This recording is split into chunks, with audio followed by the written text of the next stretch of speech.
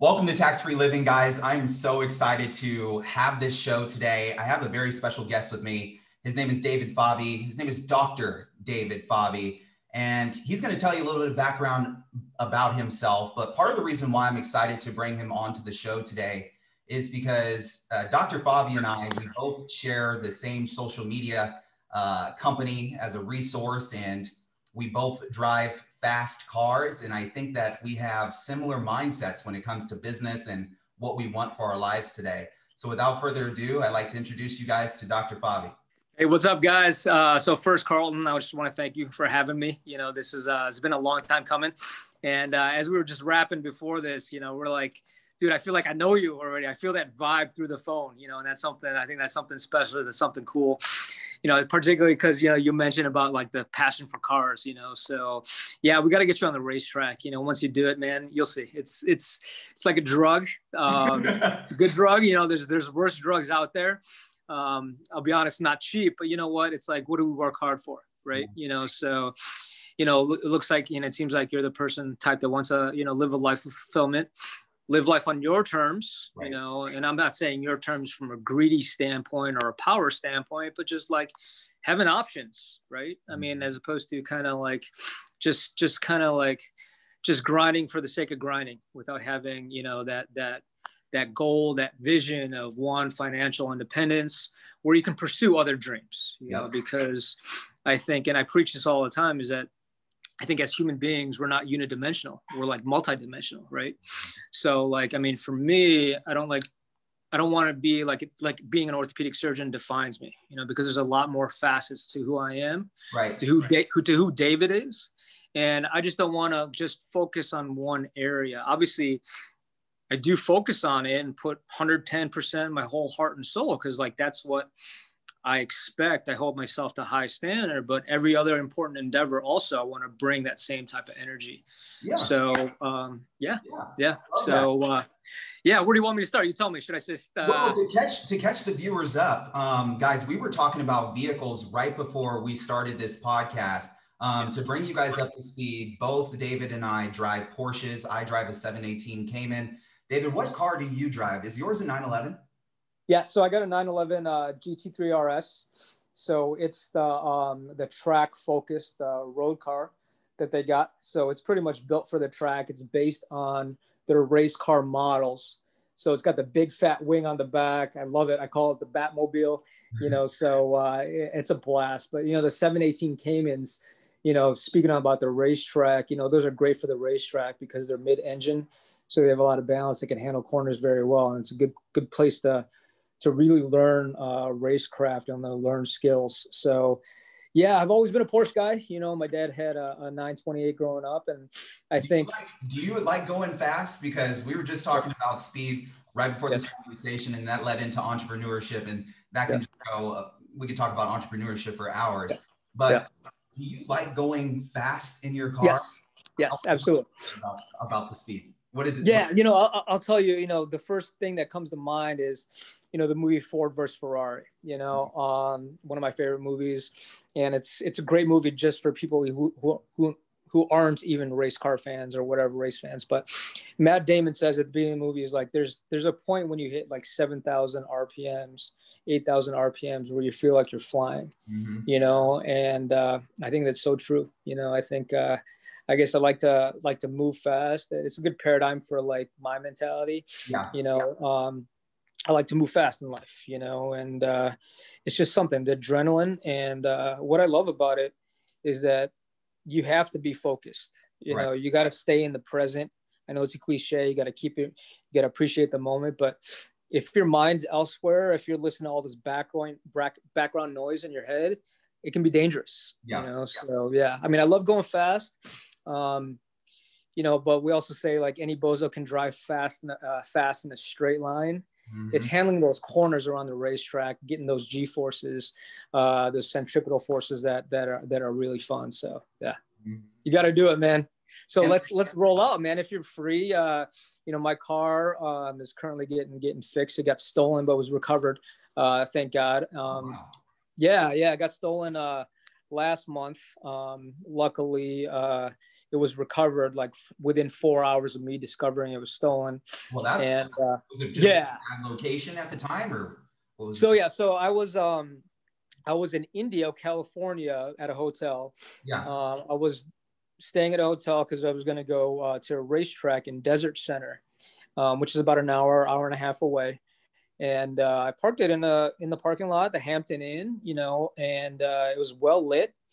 It was on the back of I had a truck, a rented truck, a Penske truck with an open trailer, Yeah. which I guess is my lesson to have that car kind of out in the open on an open trailer. But you know, this was Friday at 10 p.m. I get to the parking lot around 6 a.m. and I realized it's gone. You know, like I couldn't believe it at first, but I'm like, yeah, it's gone. And what they did, they stole the truck because that was the easy part. Yeah.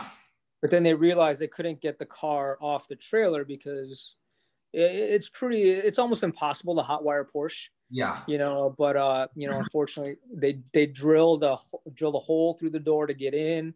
They punched in the ignition and they broke my hood, probably thinking that my engine was in the hood.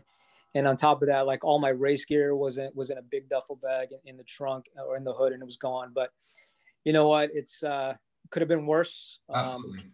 Just glad it was recovered. And yeah, I mean, there's lessons that are learned from it. And honestly, it's just motivated me more to get back on the racetrack, because the vision is for me to it's a lofty vision, but for me to race in the 24-hour Le Mans race. So yeah. Really? So you want to eventually do some races? Yeah, I want to go next level, man. 10x. Oh, so, I love that. We're going to talk about the 10x mentality that you have and wanting to go next. But I want to go back to this feeling that you said that you had when you go really fast. This feeling of being weightless. I feel like I experience that feeling in driving too. When I'm going really fast, I feel like I'm weightless. And it reminds me of the feeling that I have when I'm doing other practices to put myself in a place where I'm calm and still. Meditation is one of the things that I do regularly, almost every single morning. And the same feelings that I have while I'm meditating, that ability where I feel like I'm somewhat in control through my breathing, I feel like I have some of that control when I'm going so fast, even though at any moment you can lose control. And that feeling for me, I crave that in my life. Obviously, I'm not going extremely fast every single day, but these toys that we have, they also contribute to not only our happiness. I think if you're utilizing them a certain way, they can contribute to your health a bit. Yeah, I mean, I never thought about it in that lens, you know, in that frame, and I really like that, you know, because to me, I think meditation takes a lot of forms, right? Meditation essentially is getting back to your breathing and being in the moment. And there's something, you're absolutely right. I mean, I think, granted, like, you're in a Porsche, so it feels like you're in control. That's one of the values of the Porsche. It's like so well balanced. Like going like 120 miles per hour doesn't feel like 120 miles per hour. It almost feels like 80, you know? But yeah, it's something visceral. It's something ethereal. And I mean, is a car materialistic? But I'm sure for you and for me, it's something that it's more what it symbolizes. It's more what it does for our mentality rather than, you know, having that material thing to quote unquote show off or whatnot, or to make us feel better about ourselves, you know, because cars aren't going to do that. Boats are going to do that. You know, we got to feel better about ourselves from within. But I like what that is. I think it's pushing limits, right? Yeah. And knowing that you're going beyond that and you're still good. That you're still like, you know, you're not veering off, you know, things feel fine. And I think it's like a trust, I guess, you know, kind of like a faith, so to speak. And I think, I mean, I gotta think about that a little more, but I like that analogy. It all rolls back to the same thing that you said. You know, at the end of the day, a vehicle is a materialistic thing. You know, God forbid you could have been in the car when they were trying to take that vehicle. So we are reminded that these vehicles are materialistic things. But I also look at how the vehicle has contributed to my personal business. I have a lot of clients that use vehicles for tax write-offs. I do as well, but I also use the vehicle as a marketing mechanism. I know that as a young tax accountant, being only 27 years old, it was hard to show entrepreneurs that were making 7 and 8 figures that I had a knowledge level, a skill set to be able to show them how to reduce their tax bill legally. But Yeah. when I purchased this vehicle and I started driving it around to those same locations, and then I started posting this vehicle online with that same level of information I was providing, I was commanding a little bit more respect from some of these older clients that felt that it required having certain vehicles or certain levels of income to understand tax law the way I've understood it and to be able to help people. And so that paradigm that I was able to figure out has kind of helped me. I feel like I'm utilizing that vehicle in marketing. How has your vehicle helped you in marketing, and what has social media done for you as a surgeon? Yeah, I think one, kind of piggybacking on what you're saying, it's like it's just the way the world goes round, right? It's like if you're talking to clients and you show up in a Pinto, that kind of like, yeah, I mean, it is what it is, yeah, it's maybe prejudgment, but it's like the credibility naturally goes down, Right. So unfortunately you got to kind of play to that quote unquote game, so to speak. Yeah. But yeah, I think from a marketing standpoint, it's brilliant. It's something unique. It's something fresh, because like, I guess, the status quo is to have billboards, to be like in magazines, to be in like bus stops. But here you are, something that you're driving every day. So it's a mobile advertisement. Right. And when you got a mobile advertisement, it's gaining virality. It's gaining traction, literally and figuratively, so no, I think it's smart. And I know one of my buddies, I don't know if you know him, Dan Fulkerson. He's who doesn't know Dan? But like, I mean, yeah, he's something that, he had that idea. He's got this fleet of cars, that he parks every, in certain hotspot locations in San Diego with his advertising on it. And I think it's brilliant. It's brilliant business. It's brilliant from a marketing standpoint. It's brilliant from a tax standpoint. Yeah. Because I mean, it's a business tool that you're using. And then for me, yes, I write off mine, and also what I use when I put on the racetrack, I put my advertising on it. Good. So, a lot of the people that, that I'm racing with are older in the demographic that, of course, a lot of younger, but, I've gained a lot of, I've had a lot of people come to my office because of that advertising. Right. Same. Yeah. And yeah. I do some of the same things that you do as you put your decals or logos on the vehicle. I do as well. I put my Instagram handle on my Porsche.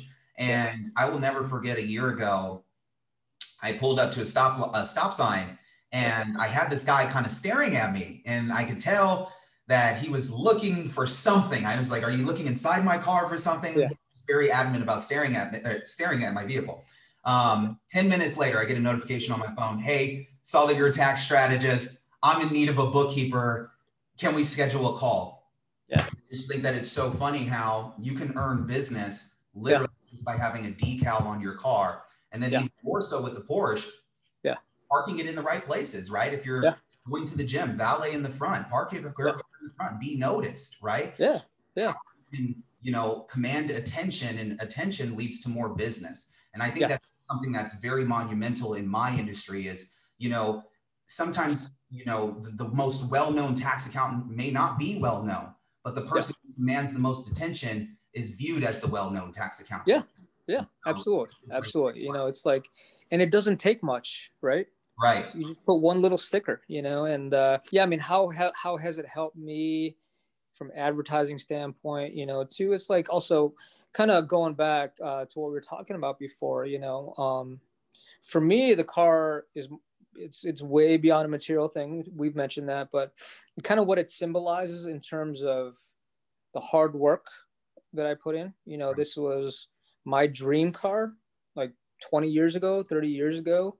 And here I am, so that it symbolizes all the hard work, dedication that I put in, and then on top of that, me and that car, we've been through a lot, we've been through crashes, we've been through flat tires, blown tires. Now we've been through the cars being stolen, but we're still here, we're still going to race. So, and that's what I love. And also I've leveraged it with social media, because a lot of my patients, they support my racing career. They were like, they know the car that I drive. So it kind kind of gives it pop. It gives it flash, I love that. and yeah. And like, fortunately, and this, this is not my MO. It doesn't come off as me being flashy or me being pretentious, because, they kind of, a lot of them know who I am at my core being, and that's just me being authentic. So, yeah, it's worked on a lot of levels. It's worked on a lot of levels. And when did your racing career begin, or when did that passion start? So, when I was growing up, I never I'd see people so much into cars, so much into watching sports, like racing sports, Formula One, NASCAR, all that stuff, IndyCar. And I didn't get it. I think a lot of people, just a certain level, like cars, like the look of the cars, but I wasn't in it deep like that, like head deep, like a lot of people. I'm like, I don't get it. Yeah. And then, I had a Nissan 350Z at that point, but then I got my first Porsche. I'm like, now I get it. Now I get it. I'm sure you felt the same way. You're like, just the way it handles, the way it drives. I'm like, oh, this is awesome. And then I was in Vegas one time with one of my buddies, and he's like, bro, like, Fabi, we got to go to the racetrack and test out some cars. I'm like, yeah, for sure. So we went to this place called Exotics in Las Vegas, and they have this full inventory of exotic cars like Lambos, Ferraris, Porsches. And I got into some and got on a racetrack. I'm like, oh, this is so dope, So ever since then, it was like I just went for it. So I started off at the Porsche Experience Center. I went there like 3 times in like 2 months. And, that's when I just started feeding the beast. And initially I was scared to put my own car on the racetrack, but finally I did. And ever since then, it's just been like, you know what? The passion there is so strong. Like, I can't stop thinking about it. When you can't stop thinking about it, when you're obsessed about something, you can't disrespect that. Right.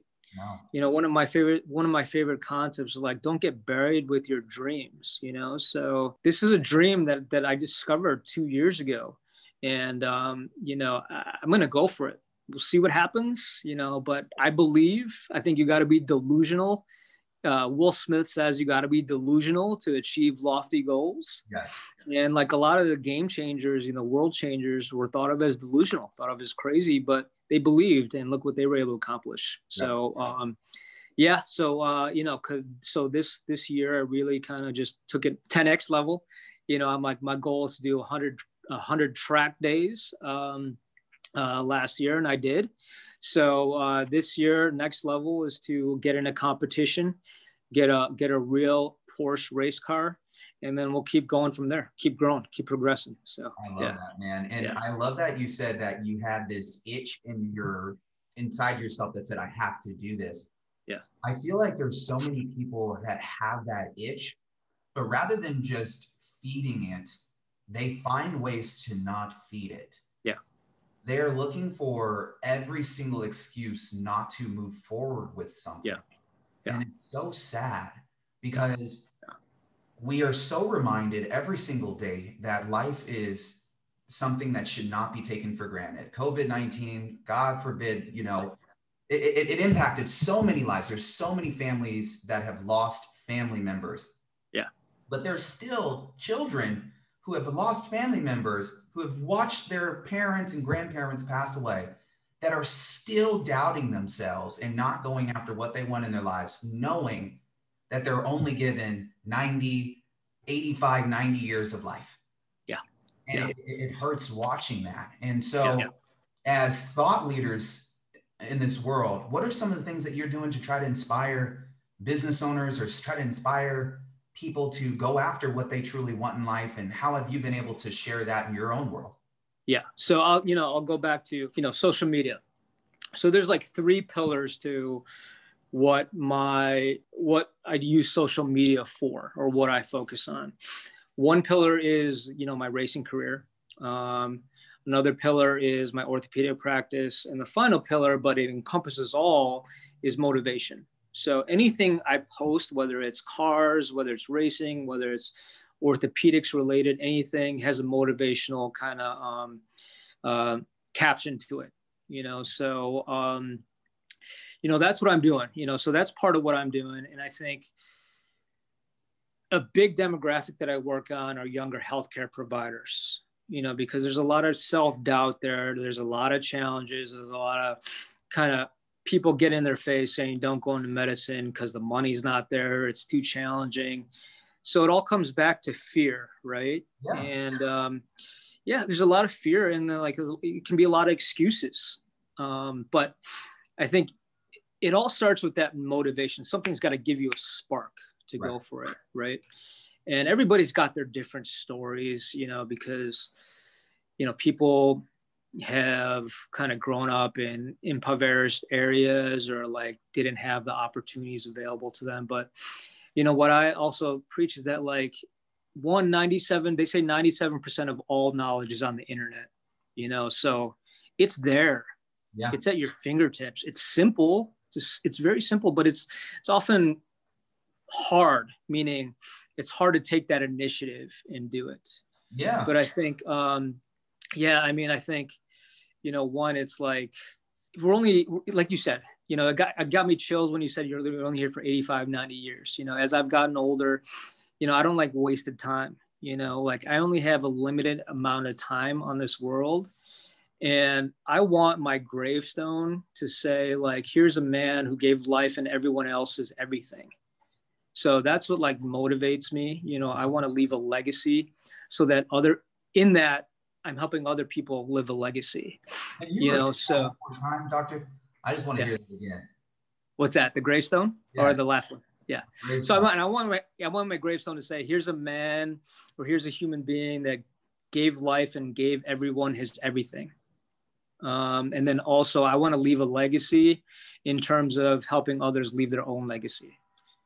So that's what I'm about. Yeah. It's divine. And it is truly part of the reason that we are here, which is to help others. And in return, that helping of others helps ourselves. And that is the true gift of life, is just being truly grateful and spreading gratitude. And it's I think, if you think about it, we have billions and billions of cells in our body, right? And those cells interact, and you do the math, and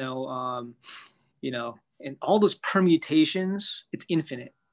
So I think there's infinite potential within all of us. It's just, how do you unleash that? How do you harness that?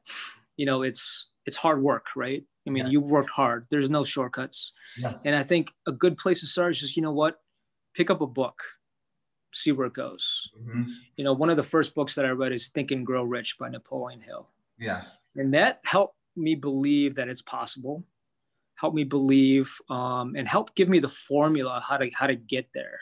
Yeah. And help motivate me, So a lot of people that I mentor, that I talk to, I'm like, this is the book to start with. And it's not about making money. It's about living a rich lifestyle. But of course, I mean, who's going to sit here and say, I don't want to be financially free. I don't want to have financial, free comfortability, financial stability. If someone tells you that, they're probably not entirely honest, So, I mean, it's real, So it's all about finding that individual and finding what their story is and how you can find a way to help them find that spark. Mm-hmm. So, yeah. I love hearing that. So you talked about, finding that spark and staying consistent. And for you, that's led to you becoming a business owner. So tell me a little bit about what got you into becoming a business owner. I mean, most surgeons that I've dealt with are typically at normal hospitals like Kaiser Permanente, and you started your own practice. So when did that happen, and what challenges did you face getting that off the ground? Yeah. So now I'm in my 11th year of practice, and I joined a private group. So it was already established. There's 6 other surgeons in there, and we're all orthopedic surgeons, but we all have subspecialties. So I focus on, my subspecialty is hip and knee replacements. We have 2 spine surgeons, a foot and ankle surgeon, a hand surgeon, another joint replacement surgeon, and a sports medicine surgeon. So that was already there. But the reason why I went into private practice, so usually there's 3 buckets for basically 3 buckets for where you want your career as a doctor. One is to be a hospital employee. You mentioned that, like the Kaisers of the world, all that stuff, which has kind of come more and more kind of prevalent. There's being an academic, so being involved in an academic institution, and there's finally the private practice world. One, I realized like I couldn't work for a boss. Okay. Because one, I tend to be a disruptor. I tend to like not like status quo. So, I'd probably get fired if I had a boss. That's just the way I roll. So I wanted to have freedom in that sense. And I think most people's dream is to be work for themselves, right? So there's really no one that I answer to, which I like. On top of that, there was so much more potential. And I went into this obviously to help people first and foremost. That's my purpose. Yeah. But of course, I've put in all this time, all this opportunity costs that have been missed, all this time investment, also all this financial investment with loans. And it's all about value. I wanted to maximize the value of the work that I put in and the work that I will put in. So the potential in terms of financial gains, private practice, was leaps and bounds higher than academics or being a hospital employee. Yes. Now, the flip side is, I got to put in more work to build a busy practice. Whereas you're a hospital employee, your academics, the patients come to you. Didn't you have to take more risk? It's not like my clinic was full right when I started. Right. Yeah. I had to hit the ground running. I had to work for that. It just doesn't come to you. Whereas those other practices, it comes to you. You get a salary, it's comfortable, but literally for me, it's like, I gotta put in the work day by day, because if I'm not, then, my bottom line is affected. It's literally a day by day, month by month thing. Luckily I've put in that legwork where now it's just kind of like something that just kind of well-oiled, just kind of organic and just feeds itself. So those were the reasons. And, I also like to kind of innovate, and being in the private practice world, that gives me more opportunity to innovate within that realm. I also knew that I wasn't big into research, so if I was big into research, I'd probably push more towards the academic realm. So yeah, that's the reason. But, throughout, I found out that I had this entrepreneurial spirit, And when that started, did you graduate already and had already obtained your doctorate degree, and you went straight into private practice? And yes. What did the process look like for you? Were you obtaining a loan? Did you have money saved up? Yeah. How was that process? So for medical school, luckily my parents, paid for my college education at the University of Michigan. Go Blue.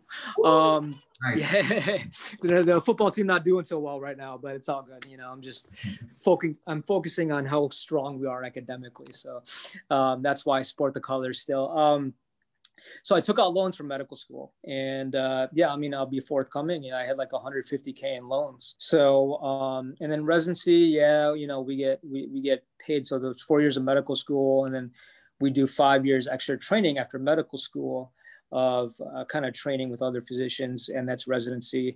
We get paid, but it's pretty much like minimum wage for the amount of hours that we put in, because we're clocking at least 80 hours a week. Wow.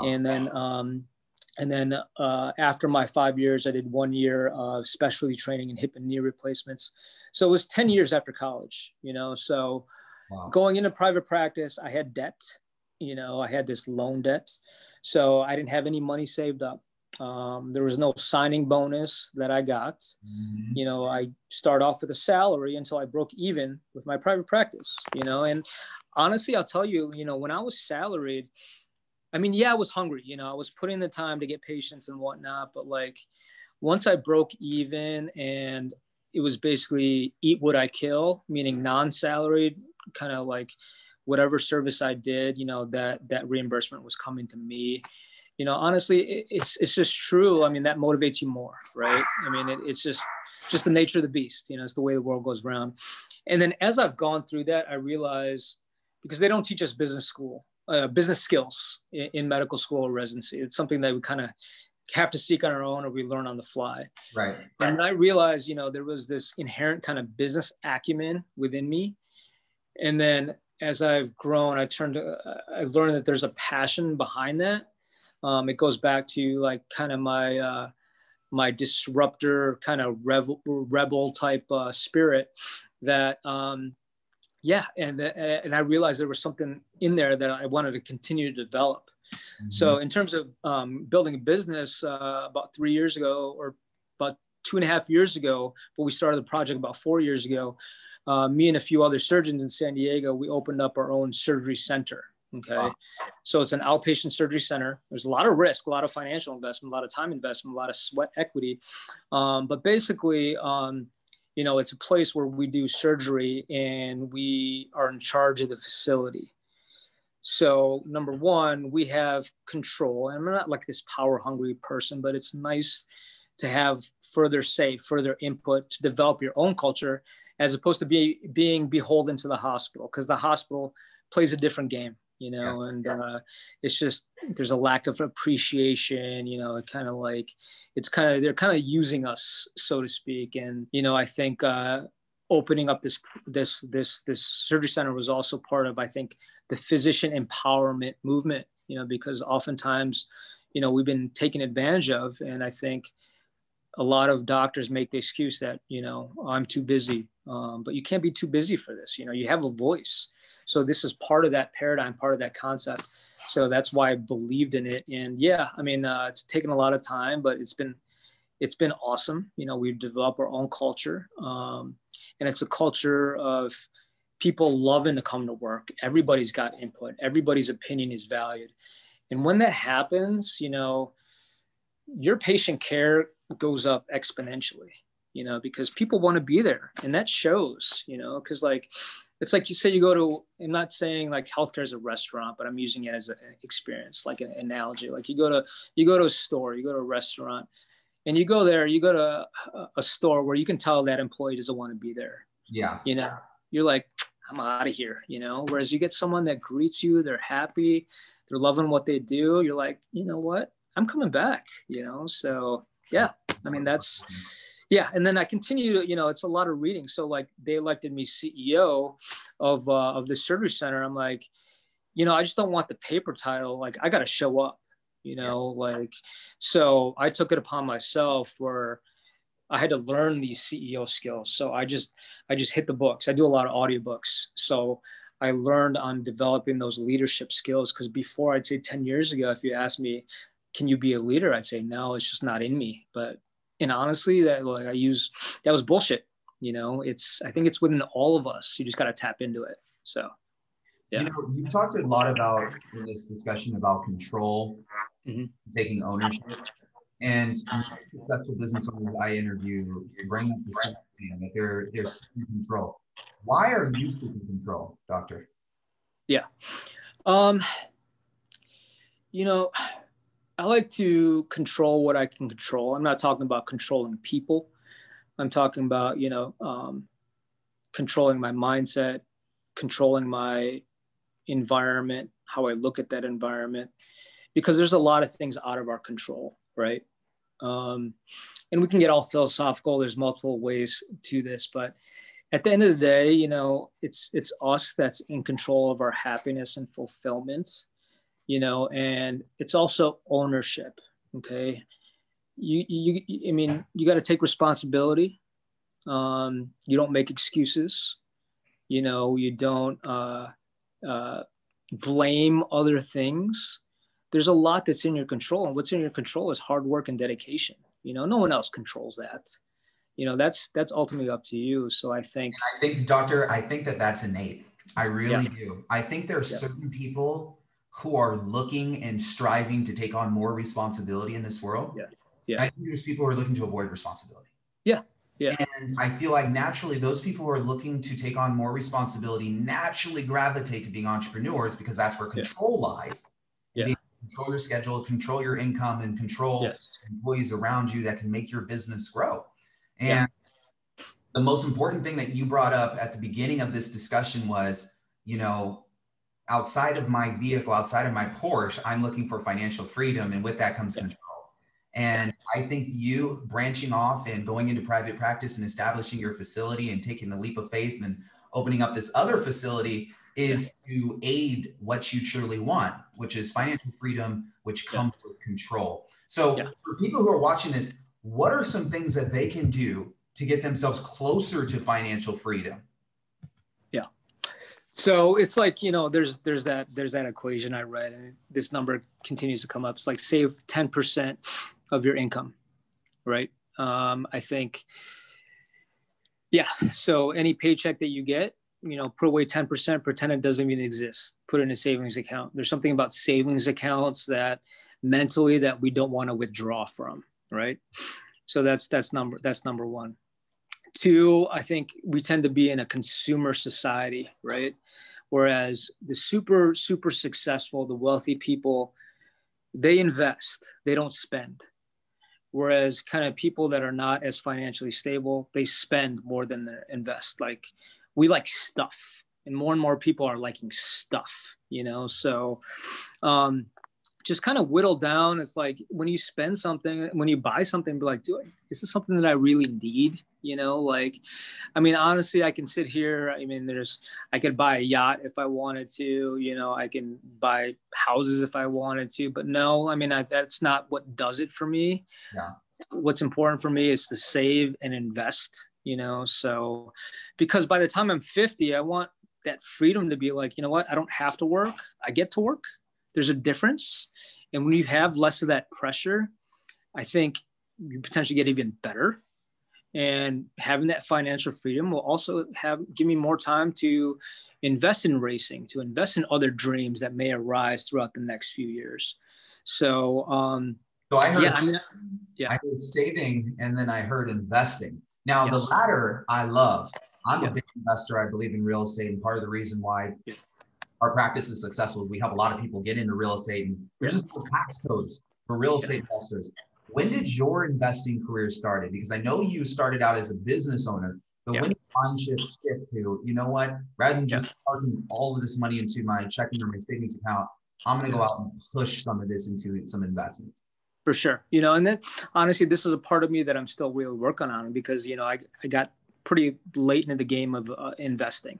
Yeah. And then also, before I forget this thought, it's not what you make, it's what you take. It's not what you take home, it's what you keep. Right. Right. That's that cliche. Mm-hmm. And I think it goes along to what you do. It's like, helping do, like decrease taxes, because like, hey, we could be making a lot of money, but if we're getting taxed, out the wazoo, it's like, yeah, we're taking home less. That's all that matters, right? And so, yeah, finding those areas where there can be tax write-offs. They're there for a reason. It's legal, so like, why not do it? Who doesn't want to like keep the money that they earned, right? So back to taxes. Yeah.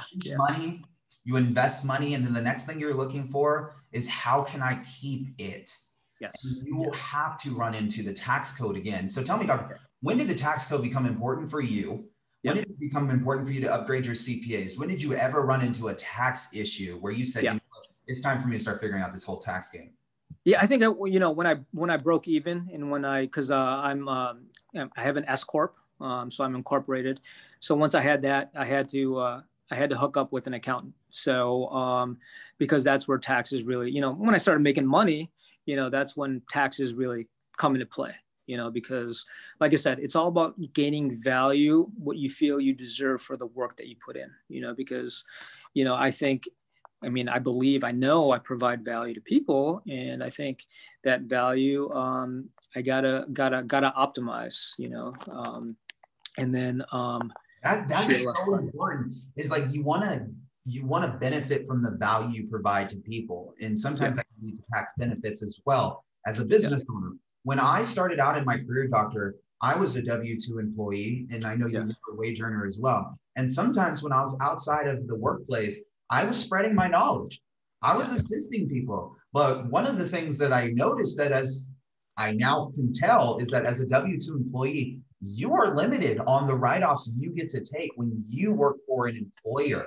When you're getting a paycheck that shows up every 2 weeks, whether you're putting in max effort or not, sometimes you don't get to benefit from these additional efforts that you're experiencing outside of that workplace. When you're out at a dinner chatting about your work and what you do and how you can help that person, but you don't get to take a deduction for that business meal. Or traveling to go meet up with the client just to help them out, and you're a EMT or a nurse, and you're not getting a deduction for that travel time. Yeah. So, taking that next step and possibly branching off to become a business owner, it benefits you and it puts you in a position to become in control. Absolutely. And it goes back to like, what's your mindset at the moment? I think we talked about, unfortunately, comfortability, complacency, you know what, not unfortunately, like, I mean, there's people that do that and it works for them. I just know that's not me. That's not my DNA. Complacency is not my DNA. Yeah. I mean, it goes back to also like control. I know there's more out there, and so it's just kind of having that knowledge base and having that faith to leap forward. That's because to me, growth is happiness. So if I'm complacent, it doesn't lead to happiness, so whereas I'm growing, and not money, I'm talking about as a person, to me, that's my gateway to happiness. And, that's ultimately what we all strive for in life, is happiness and fulfillment. And I don't think that's talked about enough. Yeah. Looking for things that make us happy. I personally don't feel that the society talks about pushing for things in your life that are actually contributing to your happiness. Yes. I mean, being here in COVID-19, it was very evident to me the people who I wanted to talk to, the people I didn't want to talk to, the things that really were of value to me versus the things that weren't of value to me. The uncertainty really kind of showed you what things were extremely important. Your family, spending time with your spouse, if you had one, or just making sure that your finances were in order. Yeah, no doubt. And then going back to this investment question that you had, during the height of COVID lockdown, like in March, I wasn't really operating. I was doing emergency operations. So like, going back, like, I don't like wasted time, right? So I'm like, okay, what can I use this time wisely, as opposed to just sitting around playing video games, watching Netflix, like, granted, I do that, but like, I keep it to a small scale, not doing it all day. I'm like, okay, how can I use this time wisely? And I learned more on the stock market. It goes back to investing. And I have a financial advisor, and I just kind of gave them the reins. But you know what? At the end of the day, no one cares about your bottom line except you, right? Yeah. So I had to take ownership. I had to take more control, and I had to feed my brain as to, what the right thing to do. And hey, a lot of money can be made in a downturn economy. Right. So stocks were at an all-time low, and I was able to buy some blue chip stocks, and I was able to kind of make up what potentially I've lost in terms of surgical volume, just because I put in the time and just because I was crafty. And it goes back to, Warren Buffett says, right, you want to be making money while you sleep. Yes. Because there's two buckets. There's active income and there's passive income, right. And like, who doesn't want passive income, right? Obviously there's time and commitment that's got to be put into that to get that passive income. But I mean, it's not like we can keep, I don't want to set limits, but it's not like for me, when I'm 90 years old, I can still be clocking like 12 hours straight in the operating room, so you gotta fill that bucket, passive income. And it's the compound effect. I mean, that, like, any little thing over 10, 20 years adds up. Yeah. It adds up. Yeah. So something that's got to be taken advantage of. And I got until a little later. I wish I would have done it sooner. But luckily, like, I was married before my ex-wife was really on top of this. We got life insurance policies, disability policies early on. I bought a condo early on, and it's just kind of casting a wide net. So like real estate also, I own 2 properties right now, and that's something that I'm going to feed my mind more on terms of real estate investing. So yeah. So using the money wisely, because cash loses value. It does. And we are seeing more money being printed than I've ever seen before in my life. So the dollar is going to continue to go down in value. And I know a lot of investors are looking for ways to hedge inflation, turning to gold and silver. And I bought silver at a low price. So yeah. And this level of information that you have now, it's almost a different language. I feel like people who are going through life not understanding what's truly happening at a bigger scale with the economy, they're going to miss out on how to take advantage of the ebbs and flows of the economy. Yeah. Information is how you can make decisions very quickly. But if you don't put yourself into a place where you can obtain information quickly, chances are you're just going to not be where you want to be as quickly as other people can. And at the end of the day, wealth is a game. And there's people who play this game very well. And there's people who are novice at the game. And I plan on being the winner. Any last tips that you want to give to the viewers that are watching today, Doctor? We've enjoyed this. Yeah, this is awesome, man. This is awesome. I think I just want to end like going back to how you can motivate people. A lot of people kind of look at people and look at situations. You're like, oh, I can never do that, you know, or this person is a special person. One of my favorite quotes is that it's not that there's extraordinary people. There's ordinary people doing extraordinary things. So when I heard that quote, I'm like, okay, I can do it. You know, I can do extraordinary things, you know, so, and, you know, that model has been proven time and time again. So it's not something that's a pipe dream. It's something that's reality, you know, so. It is so reality, Doctor. Yeah. I'm blessed to be in the position that I'm in because in our company, we deal with a lot of wealthy, high net worth individuals. But when they get on the phone with me and I hear their voice and how their lack of tech knowledge just comes through the phone, I realize that these people are humble themselves to be on the phone with me, trying to figure out how they can protect their wealth. And you realize that these people are just everyday people trying to learn every single day on how to get better. And I'm glad that we brought you onto this show, Doctor, because you're a very transparent person, being real with my audience today about who you are, how you've gotten yourself to where you are, and why you and I like to go fast. It has been a pleasure. To my viewers here on Tax Free Living, thank you so much for joining us today. And we look forward to seeing you on the next one. Take care. Yeah. And I'd love to talk to you about, you know, more about what you do. Hey, you know, so I know Marco's been highly recommending you. So we'll sit down, we'll discuss, we'll get on the phone and whatnot. And then also, next time I go on the racetrack, I'll hit you up, man. And then I've become a driving instructor. So, you know, I'll get you out there, get you fast. We are 100% going to schedule our next video interview on the racetrack. For sure. Full YouTube content day. Yeah, and we'll decal our cars like big time. Yeah. We should really set it up. We'll do racetracks. We'll get food after. I'm a big foodie. I'm going to take you out to get some really good food down here in Orange County. I think it'll be a great day. Oh, it'll be blessed. It'll be blessed. And it's going to be like a mastermind group too. You know, we'll inspire each other. Taxes, real estate. We'll talk ideas. Yeah. All right, my man. Appreciate you. Happy holidays. My best to you and your family. All right. Happy holidays to you, Doctor. I appreciate your time today. Enjoy. Keep crushing. I know you are. All right.